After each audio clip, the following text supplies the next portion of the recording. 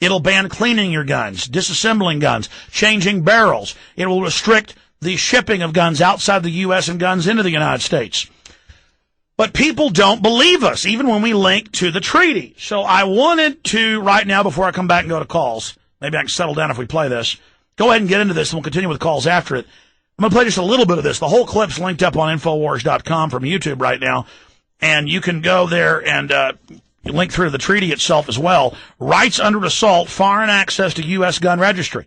And they make you fingerprint to be a gun dealer, and then that goes in the UN database. In 2000, they signed a world treaty where all driver's license, all IDs, all this stuff is a worldwide database set by the UN. The UN is in control of the swine flu response, and they're bragging, oh, this is good for global government, a good test, as the nations follow their orders. And who owns the UN? The private bankers, who are openly setting up the Bank of the World, who just stole your $12.8 trillion out of the U.S. alone, another $10 trillion out of other nations. Private banks tax you. Private banks have taken over. Here's Lou Dobbs. Well, you know what? Yeah, we'll start it now and come back in a minute. Here it is. A renewed effort tonight that could curtail our Second Amendment rights to keep and bear arms if President Obama has his way. He wants the Senate to ratify a little-known treaty that would create a national registry for guns. Under that treaty, other nations would be able to identify gun owners in the United States. Bill Tucker has our report. President Obama went to Mexico and brought back a 12-year-old treaty. I'm urging the Senate in the United States to ratify an inter-American treaty known as SIFTA to curb small arms trafficking that is a source of so many of the weapons used in this drug war. The treaty signed by President Clinton in 1997 was never ratified by the Senate. It calls for the institution of a regime of gun control never before seen in the United States, creating a gun registration system that would be open to international sharing. Offenders would be prosecuted under treaty law, and they would be eligible for extradition. Proponents like Senator Dick Lugar are urging passage, saying, quote, we should consider ratifying during this Congress. Think about the magnitude of that. Americans are now being extradited to Germany if they say the Holocaust didn't happen, or that 5,999,000 people were killed by Hitler. Hitler killed millions. He was a bad guy. I don't even disagree with that. Even if you think 10 million people were killed by Hitler, let's say 100 million, whatever. It's your First Amendment or free speech right to say that.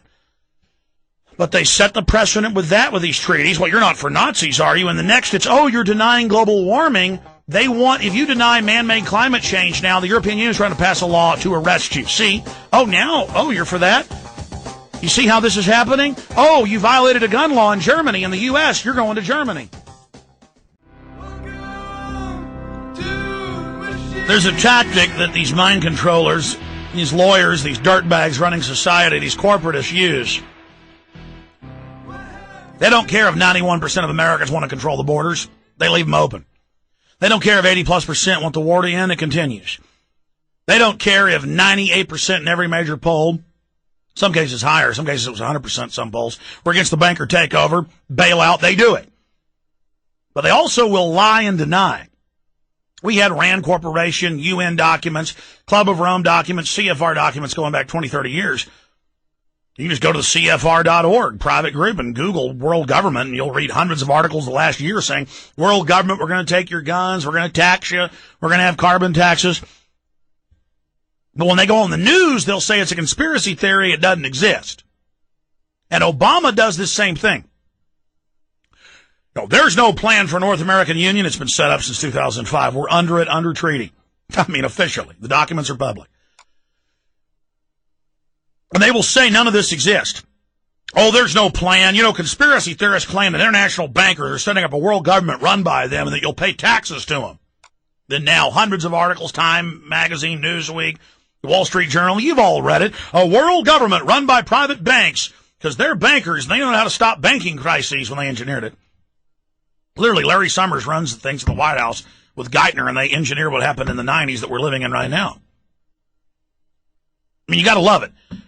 And they say doesn't exist. No such thing as New World Order. No such thing as private global cartels. No such thing. No such thing. And they keep saying, oh, this is crazy conspiracy. There's no plans for guns. We don't want your Second Amendment. There's all these crazy paranoid people. Record gun sales. They're nuts. Obama comes out and says, believe me, I don't want your guns. And they run out and buy more.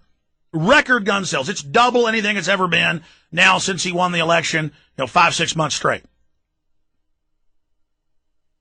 That's about 6 months now.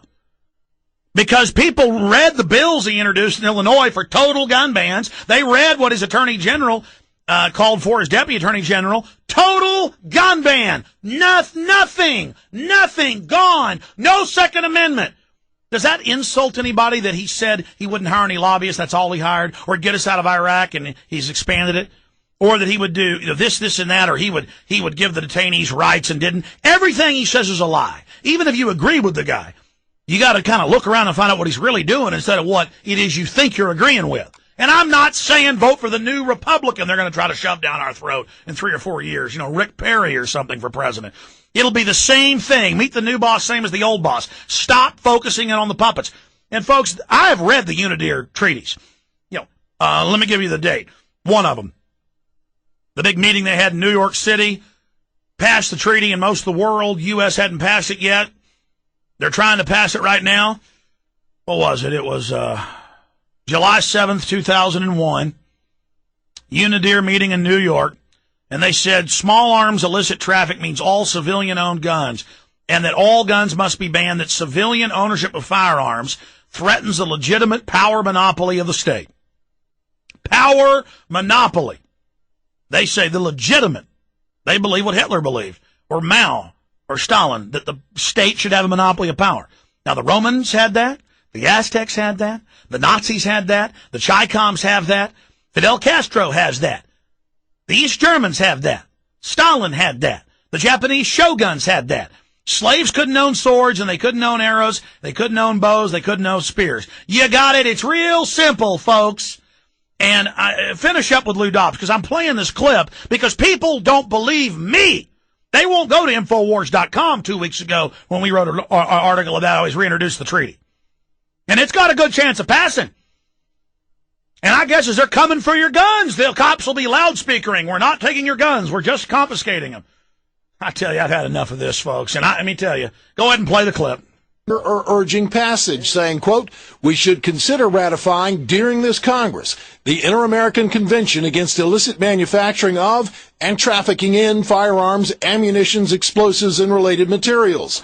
Gun rights activists are incensed. It reflects a deep distrust that the government of the United States has had toward the people, that somehow we need to be regulated because of other people's inability to have a peaceful and orderly society? Which cuts to the deep distrust that some gun owners have for government in general and specifically for this administration.